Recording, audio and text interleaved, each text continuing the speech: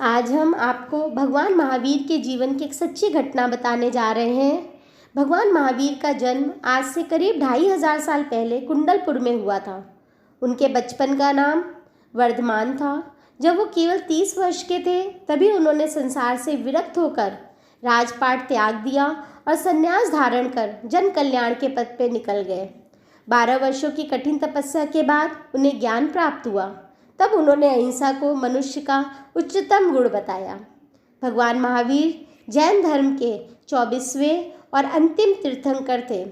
भगवान महावीर के जन्मोत्सव को जैन समाज द्वारा महावीर जयंती के रूप में बड़े धूमधाम से मनाया जाता है। आइए सुनते हैं भगवान महावीर के जीवन की एक सच्ची घटना। एक दिन मगध सम्राट श्रेणिक भगवान महावीर का उपदेश सुनने गए। भगवान महावीर उस दिन उपदेश में नरक के कष्टों का वर्णन कर रहे थे और नरक से छूटने का उपाय बता रहे थे, और साथ में ये भी कहा कि अपने पाप और पुण्य कर्मों का फल मनुष्य को स्वयं ही भोगना पड़ता है। राजा जब उपदेश सुनकर वापस लौटने लगे तो उन्हें रास्ते में एक कसाई घर दिखाई दिया। वहाँ काल सौक्रिक नामक एक कसाई प्रतिदिन सैकड़ों भैंसों का वध करता था।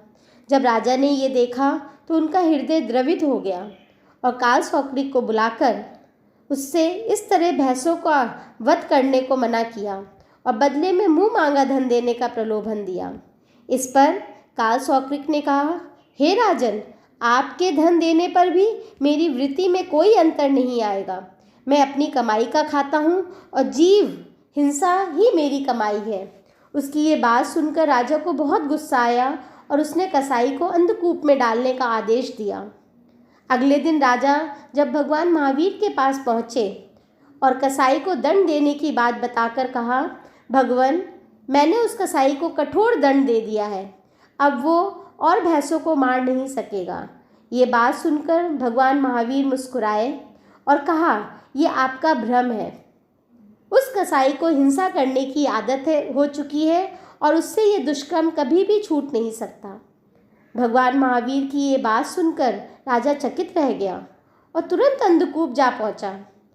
वहाँ कसाई को अंधकूप में मिट्टी की सैकड़ों भैंसें बनाकर तोड़ते हुए देखा तो हैरान रह गया और उसको भगवान महावीर के बताए वचन याद आ गए कि मनुष्य की हिंसक प्रवृत्ति केवल हृदय परिवर्तन से ही छूट सकती है, जोर जबरदस्ती से नहीं। ये सोचकर उसने काल सौक्रिक को छोड़ दिया। काल सौक्रिक की पत्नी भगवान महावीर के उपदेशों को सुनती थी और अपने पुत्र सुलस को भी सुनाया करती थी, जिसका प्रभाव सुलस पर बहुत गहरा पड़ा। जब काल सौक्रिक की मृत्यु हुई तो बिरादरी के सभी लोग सुलस से पिता का पेशा अपनाने की बात करने लगे, तो सुलस ने साफ साफ मना करते हुए कहा कि वो ये पाप का पेशा कभी नहीं अपनाएगा। ये बात सुनकर लोग सुलस से ज़बरदस्ती करने लगे। तभी पास में रखा कुठार सुलस ने उठाया और सामने खड़े भैंसों की ओर देखा।